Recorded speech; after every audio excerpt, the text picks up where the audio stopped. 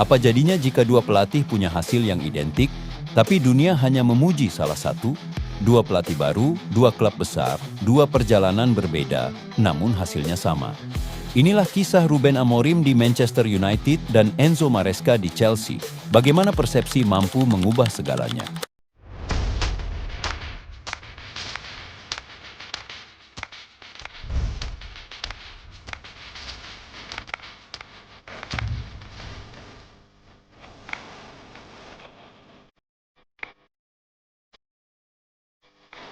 Sejarah singkat Ruben Amorim. Ruben Amorim dikenal sebagai salah satu pelatih muda paling inovatif di Eropa. Ia melejit bersama Sporting CP dengan gaya permainan 3-4-3 yang modern, menjuarai Liga Portugal dan memutus dominasi Porto Benfica, reputasi sebagai pelatih visioner. Ketika Manchester United menunjuknya, ekspektasi langsung melambung. Banyak yang menganggap ia membawa revolusi taktik yang dibutuhkan klub. Sistem yang fleksibel dan bermain vertikal, mengembangkan pemain muda, pemahaman taktik yang progresif, berani mengambil risiko dalam struktur permainan. Namun masalahnya, United adalah klub dengan tekanan publik terbesar di Inggris. Setiap tren buruk akan langsung diperbesar. Berbeda dengan Enzo Maresca mencuri perhatian setelah memimpin Leicester City kembali ke Premier League. Sebelum itu, ia menjadi asisten Pep Guardiola di Manchester City. Terinspirasi secara kuat oleh filosofi position play, dikenal sebagai arsitek permainan berbasis kontrol. Ketika Chelsea merekrutnya, publik menganggap Maresca sebagai pelatih yang sedang dipoles untuk menjadi besar.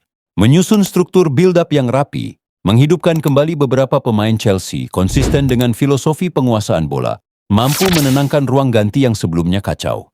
Namun kelemahannya, sistem possession miliknya kadang terlalu lambat dan mudah dibaca lawan, serta membutuhkan pemain tertentu untuk berjalan dengan maksimal. Namun menariknya, musim ini Amorim dan Maresca sama-sama mengoleksi 25 poin di Liga. Namun, Amorim dianggap bukan orang yang tepat, tidak memahami klub. Sistemnya tidak cocok dengan pemain. Sementara Maresca mendapat pujian, ia mulai tumbuh dalam perannya. Passionnya luar biasa, hebat mengelola skuad. Dan pertanyaannya, mengapa persepsi publik berbeda? Inilah inti pembahasan hari ini. Mengapa Manchester United dianggap sebagai klub paling krisis selama 1 dekade terakhir, sehingga pelatih yang datang selalu dinilai dengan lensa negatif? Dan mengapa Chelsea, setelah belanja besar dan perubahan manajemen, sedang mencoba membentuk identitas baru, sehingga publik lebih sabar menilai Maresca? Padahal jika hanya melihat poin, keduanya berada di level yang sama.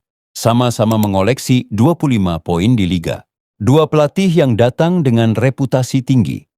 Dua klub besar dengan tuntutan berbeda. Dua narasi yang terbentuk bukan hanya dari hasil, tetapi dari ekspektasi dan narasi publik. Amorim dikritik karena United harus langsung sukses. Maresca dipuji karena Chelsea sedang membangun. Inilah bukti bahwa dalam sepak bola, bukan hanya performa, tetapi bagaimana publik memandang performa itu yang menentukan cerita. Itulah narasi lengkap tentang Amorim dan Maresca. Menurut kalian, apakah kritik kepada Amorim terlalu berlebihan, atau Maresca yang sebenarnya terlalu dipuji? Tulis pendapat kalian di kolom komentar. Jangan lupa subscribe, like, dan share video ini. Sampai ketemu di video berikutnya.